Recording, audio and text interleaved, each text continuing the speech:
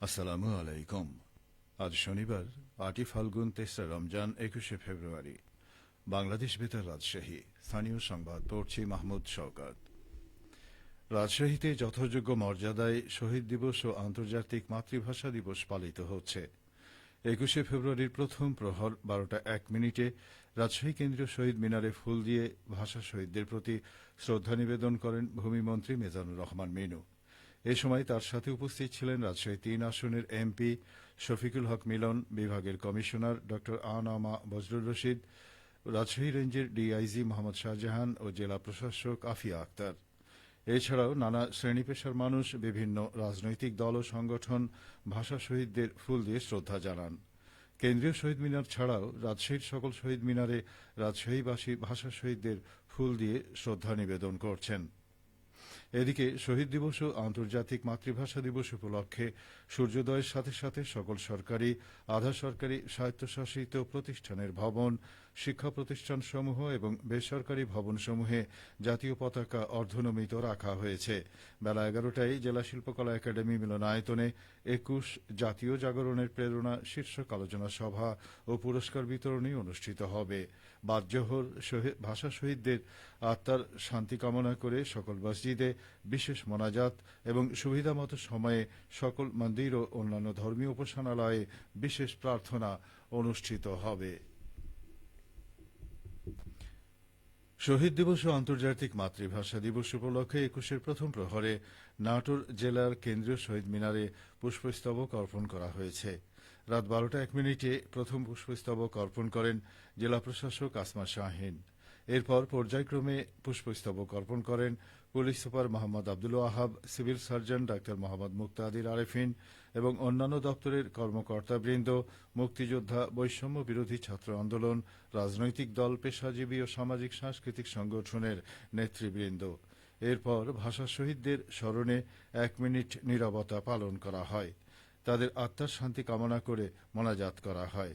সূর্যোদয়ের সাথে সাথে সকল সরকারি ও বেসরকারি দপ্তর, আবাসিক ভবন এবং ব্যবসায়ী প্রতিষ্ঠানে জাতীয় পতাকা অর্ধনমিত রাখা হয়েছে।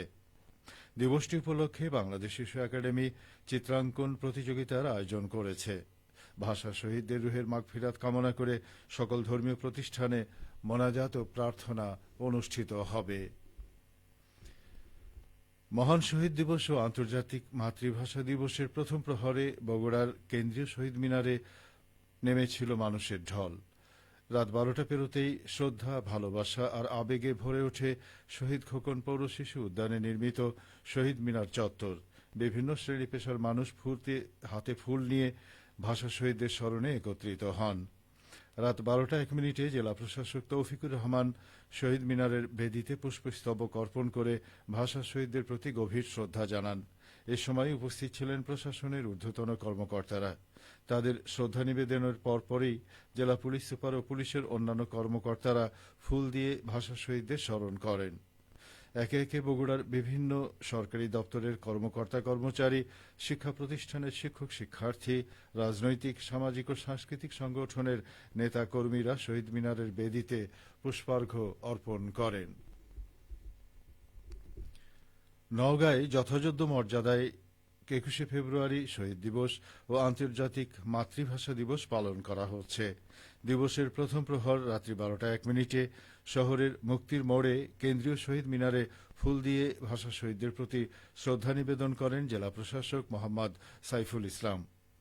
এরপর একে একে পুলিশ সুপার মোহাম্মদ তরিকুল ইসলাম, স্থানীয় মুক্তিযোদ্ধা সংসদ, ভাষা শহীদ পরিবারের সদস্যগণ, সাংবাদিক ও বুদ্ধিজীবী, শিক্ষক ও শিক্ষার্থী সহ সর্বস্তরের মানুষ শহীদ মিনারে পুষ্পস্তবক অর্পণ করে ভাষা শহীদদের প্রতি শ্রদ্ধা নিবেদন করেন। সূর্যোদয়ের সাথে সাথেই সাত সকালে বিভিন্ন সরকারি ও বেসরকারি প্রতিষ্ঠান এবং শিক্ষা প্রতিষ্ঠান সহ সর্বত্র জাতীয় পতাকা অর্ধনমিতভাবে উত্তোলন করা হয়েছে। পাবনায় যথাযোগ্য মর্যাদায় আন্তর্জাতিক মাতৃভাষা ও শহীদ দিবস পালিত হচ্ছে। ২১শে ফেব্রুয়ারির প্রথম প্রহর রাত ১২টা ১ মিনিটে পাবনা কেন্দ্রীয় শহীদ মিনারে পুষ্পস্তবক অর্পণ করেন পাবনার জেলা প্রশাসক শাহেদ মোস্তফা ও পুলিশ সুপার আনোয়ার জাহিদ। এরপর জেলা বিএনপি ও এর অঙ্গ সংগঠনের পক্ষ থেকে পুষ্পস্তবক অর্পণ করা হয়। এছাড়াও বিভিন্ন স্কুল কলেজ, বিভিন্ন সরকারি ও বেসরকারি প্রতিষ্ঠান ও সংগঠনের পক্ষ থেকে পুষ্পস্তবক অর্পণ করা হয়। শহীদ দিবস ও আন্তর্জাতিক মাতৃভাষা দিবস উপলক্ষে ২১শে ফেব্রুয়ারি প্রথম প্রহরে সিরাজগঞ্জ কেন্দ্রীয় শহীদ মিনার মুক্তির সোপানে ভাষা শহীদদের প্রতি শ্রদ্ধা জানানো হয়েছে।